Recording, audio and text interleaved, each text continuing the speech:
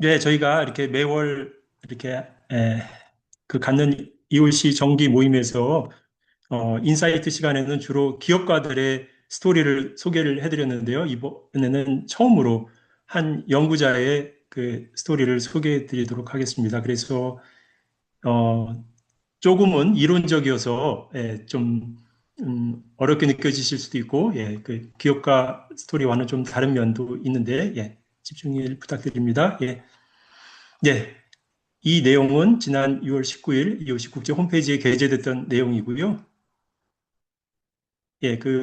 원래 EOC 그 국제위원회에서 삶의 섬광들과 뿌리들이라고 하는 그런 시리즈 영상 인터뷰가 있는데, 이것은 EOC 선구자들, 지금 EOC가 내년에 35주년을 맞는데, 그 EOC의 초창기 멤버들의 그런 삶의 스토리들을 통해서 우리가 값진 진주들을 모으기 위해서 이렇게 기획한 인터뷰, 시리즈 인터뷰입니다. 그래서 오늘은 이탈리아 파도바 출신의 EOC 연구자인 베네데토 구이 교수님의 그 인터뷰를 소개해 드리도록 하겠습니다.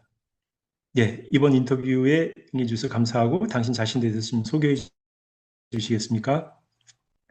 이분은 파도바에서 태어났고 그 로마에서 성장을 하셨다고 합니다. 그리고 다시 파도바로 돌아와가지고 이제 거기서 공부를 그 대학에서 공부하셨는데 처음에는 이공계이셨어요. 그래서 공학과 수학을 공부했던 분이고 이분의 관심은 자기가 배운 지식을 사람들의 삶에 적용하는 방식에 대해서 관심이 있었다고 합니다. 그러다가 이제 경제학을 통해서 사람들의 구체적인 삶에 각별히 관심을 갖는 것하고 그다음에 자기가 가진 그런 학문에 대한 열정 이거를 서로 연결할 수 있는 그런 가능성을 보았다고 합니다. 그리고 이제 이탈리아 북부에 있는 트리에스테 대학에서 처음에 이제 교수로 일하다가 그다음에는 베네치아, 바리, 파도바 등지 여러 이탈리아 대학에서 경제학을 가르치셨습니다. 그러다가 이제 최종적으로는 포콜라리 운동의 소도시 로피아노라는 곳에 위치한 소피아 대학원 대학에서 현재 경제학을 가르치고 있습니다. 우리 한국 이웃시에서 이렇게 지원해서 이제 이 수업에 참여한 몇몇 학생들도 있죠. 그래서 이제 그 이웃이 뿌리인 일체의 영성에 대해서 어떻게 알게 됐냐고 이렇게 질문을 합니다. 그리고 그 영성은 어떤 의미가 당신의 삶에서 있었냐고 묻습니다. 이분이 이 일체의 영성을 처음 접한 것은 1968년 직후였습니다. 그 당시 유럽은 많은 학생 운동이 절정에 달해 있었고, 그래서 많은 이상, 사회 전반에는 어떤 많은 이상들을 추구하는 그런 경향들이 짙게 깔려 있었죠. 그 중에는 영적인 이상을 추구하기보다는 어떤 정치적인 이상, 사회적인 이상을 추구하는 그런 기류가 강했습니다. 그런데 이런 과정에서 이분은 영성 운동들에 대해서도 매력을 느꼈다고 합니다. 그래서 그 중에 하나인 노마델피아라는 곳을 찾아서 방문하기도 했다고 하고요. 그러다가 이제 포컬라리 운동의 소도시 로피아노라는 데에 대해서 한 친구가 얘기를 해줬는데 이 소도시의 법은 서로 간의 사랑이라고 한다. 그래서 이제 그 궁금해서 루피아노를 찾아가 보았다고 합니다. 이분이 솔직하게 말씀하시는데 당시 자신은 아직 영적으로 이렇게 강도 높은 영적 메시지를 받아들일 준비가 되어 있지 않은 상태에서 그냥 무턱대고 갔다. 그러다가 차츰차츰 이 영성을 구체적인 삶에 적용할 수 있다는 것을 가족이나 연구실 동료와의 관계 등에서부터 시작해서 나의 구체적인 삶에 적용할 수 있는 영성이라는 걸 깨닫게 되었고 그것뿐만 아니라 큰 주제, 사회적 정의, 국제관계에서의 불평등 문제 같은 데에서도 이 영성이 영향을 미칠 수 있음을 깨달았다고 합니다. 그렇다면 친교와 나눔의 경제인 이웃시에는 어떻게 참여하시게 됐나요? 원래 이웃시가 태어나기 전에 포컬라리 운동의 사회적 표현이라고 할 수 있는 새인류 운동, 뉴 휴메니티라고 하는 그런 대중운동에 참여하고 있었습니다. 그래서 이미 이런 뉴 휴메니티에 참여하는 사람들의 네트워크가 존재했고 또 국제 모임도 열리곤 했습니다. 뉴 휴메니티라고 하는 이 새인류 운동의 목적은 서로 간의 사랑이라는 이 운동의 정신을 인류의 모든 분야로 가져가는 데 있었습니다. 그래서 이미 1984년도에 새인류 운동 안에 경제와 노동 사무국의 소그룹이 구성되었고 네트워크를 유지하는 그런 임무를 갖고 있었습니다. 그런데 1991년에 이 포컬라리 운동의 창설자인 끼아르 루빅이 친교와 나눔의 경제인 EOC, 이코노미 오브 커뮤니언을 출범시켰습니다. 처음에 이제 물론 이미 많은 것을 이 운동에 참여하면서 포컬라리 운동에 참여하면서 그 이미 그 토양 위에서 이렇게 세일교 운동에도 참여하면서 있었던 상태였지만 EOC에 대한 제안은 처음에는 이 베네딕토 구이 교수님에게는 받아들이기가 그다지 쉽지 않았다고 합니다. 이분이 제가 연구자였기 때문에 처음에 EOC가 지나치게 단순해 보였다고 얘기합니다. 이분은 원래 이제 그 이윤만을 추구하지 않는 협동조합형 기업, 참여형 기업 등에 대해서도 그 연구를 해왔던 그런 사회적 경제 연구자였습니다. 그런데 그 이분이 이제 농담 삼아서 교수들이 원래 복잡한 걸 좋아하는 사람들이기 때문에 깨아라가 처음 EOC를 제안했을 때 너무 단순하게 들렸다라고 얘기를 합니다. 그리고 특히 커뮤니언, 친교와 나눔이라고 우리말로 이렇게 해석을 할 수도 있을 것 같은데 이거를 자기가 학계에 가져가서 연구자들한테 설명을 해야 될 때 과연 설득력을 가질 수 있을까? 학자들이 커뮤니언, 친교와 나눔이라는 말을 경제학적으로 받아들일까? 그래서 이제 고민을 많이 했다고 합니다. 그러다가 결국은 다시 이 단어를 받아들일 수밖에 없는 그런 상태로 돌아오게 됐는데 이 단어가 굉장히 소중한 의미를 지닌 단어임을 인식하게 되었기 때문이라고 합니다. 그래서 이만큼 소중한 단어이기 때문에 이토록 표현하거나 받아들이기가 어려웠다고도 말할 수 있겠다고 이렇게 설명을 합니다. 그리고 이 커뮤니언의 의미는 굉장히 심오하고 복합적이지만 이 커뮤니언을 실천하는 것은 굉장히 단순하다는 점이 대비되었다고 이렇게 얘기를 합니다. 또한 커뮤니언이라는 단어가 결정적으로 이제 EOC에서 중요한데 원래는 그리스도교 신학 사상에서 태어난 단어이죠. 원래는 이제 가톨릭의 영성체를 그리스도의 몸을 받아 모시는 영성체를 커뮤니언이라고 합니다. 그렇지만 이런 종교적인 의미를 외에도 사회학적인 의미의 단어이기도 하고 또 커뮤니언은 매우 인간적이고 현세에 관련된 단어라고도 할 수가 있다고 말합니다. 그래서 이렇게 종교적인 의미와 사회적인 의미를 너무 뚜렷이 이렇게 구분하기보다는 양쪽을 어느 정도 다 포함할 필요가 있는 그런 의미로서 받아들여야 하지 않겠냐고 제안을 합니다. 이분이 보기에 커뮤니언은 사람들 사이에 가장 깊은 관계 또 가장 깊은 만남을 가리킨다고 이렇게 깨닫고 있습니다. 왜냐하면 커뮤니언을 통해서 다른 사람의 신비 안으로 적어도 조금은 들어갈 수 있게 되기 때문입니다. 여기서 표현하는 다른 사람의 신비는 우리 각자가 갖고 있는 여러 복합적인 특성 안으로 들어간다는 것이죠. 그렇게 하지 않을 때, 그런 노력을 서로 기울이지 않을 때 그냥 타인은 완전히 우리 바깥에 존재하는 그런 사람으로만 남게 됩니다.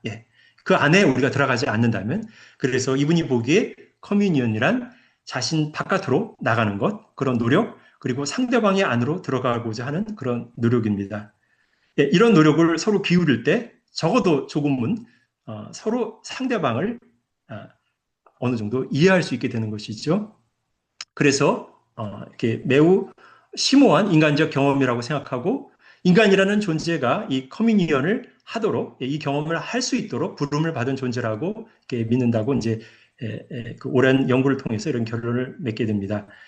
그래서 우리가 다른 사람들의 표면적인 모습이나 변두리에만 머물 수도 있죠. 그렇지만 커뮤니언을 통해서 그 사람의 신비에 대해서 우리가 어느 정도 그 사람 안으로 들어가서 조금이나마 이해를 하게 되면은 우리가 사람들과의 관계에서 하게 되는 가장 심오한 경험을 했다고 말할 수 있다고 이제 이분은 봅니다. 그래서 EOC의 핵심 개념이 커뮤니언인데 모든 분야에서 인간 존재의 소명이 바로 커뮤니언이라고 보고 있고 또 어떤 면에서 시간과 공간, 에너지를 많이 차지하는 경제 분야에서도 커뮤니언은 우리 인간 존재의 소명이라고 이렇게 인식을 하게 되었습니다. 그러면 당신께서는 그런 이상을 추구하는 당신의 그런 지향들을 갖고 있고 학술 분야에서 이제 하고 있는 여러 연구 작업들이 있는데 이 둘을 서로 연결시키는 과정에서 어떤 경험을 하셨는지요? 보통 학문에서 이상의 세계를 어떤 큰 이상을 추구하려는 모습들에 대해서 객관성이 결여되어 있고 편향되어 있는 태도라고 보는 그런 비판도 있습니다. 예, 그렇지만 저에게는 그렇게 어려운 과정이 아니었습니다. 예, 그리고 제가 농담 삼아서 제 자신이 마치 줄이 풀린 강아지라고 이제 이태리 말로 까네 숄도라고 하는데요. 예, 그 줄이 풀린 강아지처럼 어느 곳에도 속박되어 있지 않았다고 느꼈기 때문입니다. 예, 그래서 이분이 이제 지금까지 오랜 세월 이제 연구를 해온 과정에서 다양한 분야에서 연구를 해왔는데 어떤 스승이나 책임자를 모신 적이 없다고 합니다. 그래서 자기가 원하는 연구의 길을 찾고 따라가는 자유를 누렸다고 합니다. 그래서 처음에 다루었던 주제는 기업에서의 노동자의 참여라는 주제였는데 이것이 인간에게 최대한의 존엄성을 부여하는 방법 중에 하나로 보였기 때문에 한 것이었고, 그래서 노동자가 상사의 명령에 일방적으로 복종하기만 해야 하는 존재가 아니라 작업에 대해서 자신의 아이디어를 제안할 수도 있고 의사결정 과정에도 기여할 수 있는 존재가 되게 하는 방법 중에 하나라고 생각해서 이제 이 연구 주제에 천착했다고 합니다.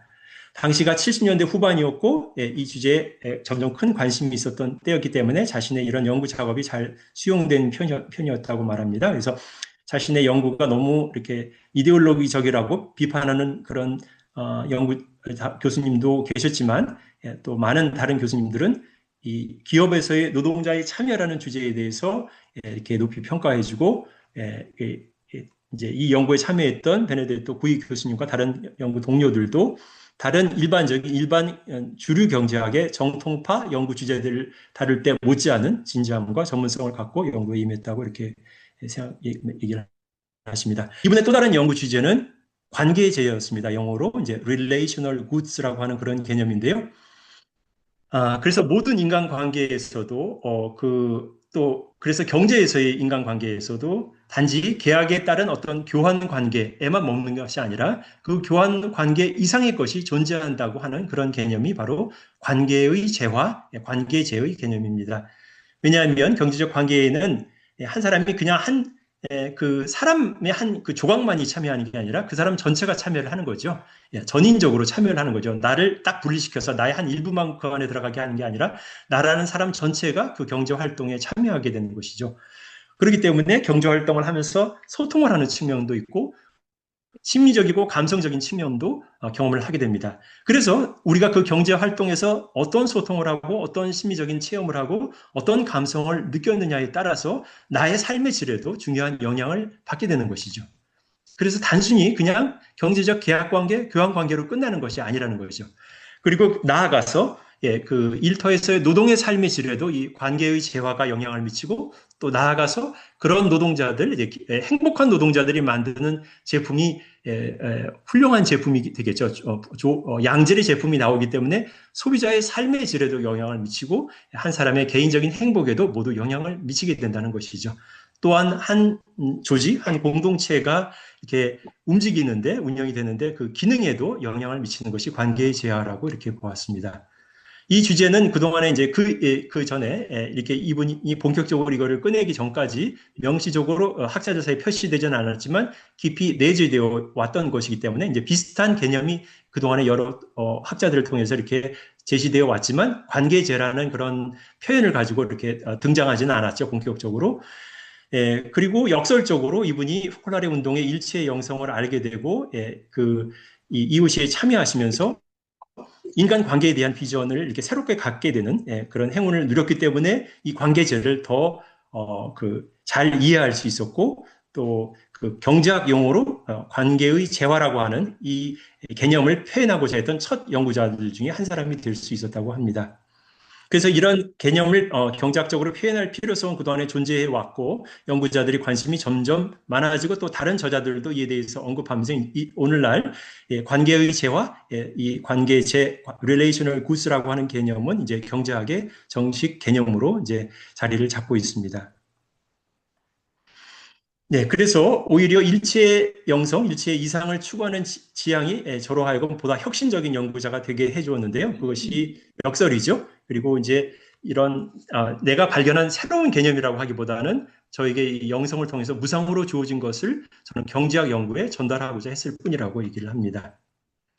그러면 EOC를 실천하고자 노력하는 EOC 기업가들과의 관계는 어떠하십니까? 예, 그 형제적인 관계라는 형제적 이태리 말로 이제 프라테르노라고 하는 이 형용사를 써서 표현해야 될 것 같습니다. 이웃이는 경제계의 일치의 이상의 빛을 가져오고자 하는 영감과 추진력에 의해서 태어났다고 하겠습니다. 예.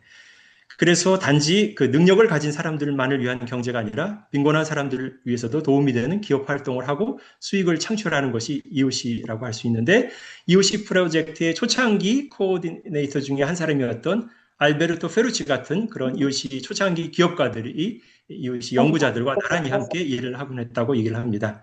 그래서 이제 여러 모임이나 행사에서 직접 EOC 기업가들과 만나기도 하고 여러 소통 수단들을 통해서 열정을 공유하고 서로 그 같은 그런 테마에 대해서 함께 상호적인 참여를 하는 방식으로 지금까지 함께 걸어왔다고 얘기를 하고요. 그리고 EOC 기업 현장에서 어떻게 이 정신을 실천하고 있는지 직접 EOC 그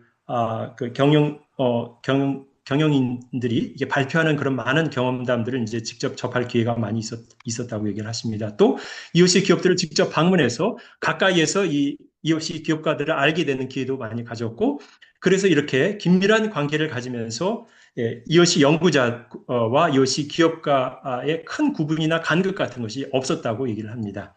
그래서 내가 이렇게 직접 보고 느낀 것을 통해서 지금까지 연구자로서 많은 것을 배웠다고 얘기를 하시고, 또 이렇게 어떤 개념을 연구자로서 이렇게 새로 이렇게 끄집어내서 그것을 발전시키고자 할 때 EOC 기업 현장에서는 이 개념이 어떻게 적용되는지를 보는 기회를 직접 가지셨다고도 합니다. 그렇기 때문에 EOC 연구자로서도 어떤 허황된 꿈에 대해서 이야기하는 것이 아니라 실현 가능한 개념을 제시하는 것임을 이제 학계에서도 이렇게 이런 EOC 기업 현장의 사례를 통해서 이렇게 증명해 보일 수 있었다고 얘기를 합니다. 그러면 앞으로 이런 EOC적인 접근 방식을 통해서 경제학에 참여하고자 하는, 경제학 사상을 발전시키고자 하는 미래의 연구자들에게 어떤 조언을 해주시겠습니까? EOC는 현실을 바라보는 하나의 영감이자 추진력이라고 할 수 있습니다. 그런데 이것을 과학적인 작업으로 실제로 옮기려면 어떤 의미에서 다양한 주제로 이 EOC를 분해를 해야 된다고 얘기를 합니다. 왜냐하면 과학이라고 하는 건, 경제학이라고 하는 것은 일단 매우 잘 정의된 테마를 가지고 연구 작업을 해야 되고, 발표된 여러 내용들을 다시 읽고 관련 내용을 다루는 사람들과 대화를 하는 그런 모든 과정들이 포함되기 때문이죠. 그리고 경제학의 거의 모든 테마는 그 연구자가 어떤 세계관을 갖고 있느냐에 따라 연구의 방향이, 이제 향방이 결정이 되죠. 그렇기 때문에 올바른 세계관을 가진 연구자가 되는 것이 중요하다고 본다고 얘기를 하십니다. 그리고 어떤 학문의 세계에 들어가면 그 연구자들의 세계에는 규칙이 있죠. 더 평가 기준들도 있습니다. 그래서 그것을 이제 준수를 할 필요는 있지만 어느 모로 이런 관행들에 흡수될 위험도 있다고 합니다. 마치 큰 이상을 가지고 처음에 정치계에 뛰어든 사람이 처음에는 자신의 좋은 뜻을 가지고 이제 정치판에 뛰어들지만 당장 선거에 이겨야 하고 재정 후원자들을 또 찾아야 되고 정치 환경이라는 어떤 큰 기계가 막 돌아가는 가운데 자신이 가졌던 초심, 자신의 이상을 유지하기가 쉽지 않은 것을 깨닫게 된 것과도 비슷하다고 이렇게 얘기를 합니다. 그래서 처음에 자신이 추구하던 이상을 차츰 잊어버리게 되고 연구 환경의 현실적인 여러 제약 속에서 그냥 연구계의 관행에 흡수되어 버리는 경우도 많다고 합니다. 그래서 어떤 연구자는 많은 논문을 쓰고 여러 연구 실적을 쌓았지만 40년간의 연구 과정을 돌이켜보면 그가 처음에 지녔던 높은 이상의 의미는 자기 연구에서 더 이상 찾아볼 수 없게 된 경우도 있다고 합니다. 그래서 연구자들이 이런 오류에 빠지지 않을 수 있도록 자신이 처음에 가졌던 이상, 처음에 가졌던 초심을 지금 얼마나 그 초심 이상에 다가가고 있는지 되돌아볼 시간적인 여유를 가질 것을 제안을 합니다. 그래서 이런 그 되돌아봄, 성찰의 그런 관행을, 성찰을 계속해서 유지할 수 있다면 향후 자신이 하는 연구 작업에 동기부여가 되고 또 에너지를 계속 얻을 수 있을 거라고 얘기를 합니다.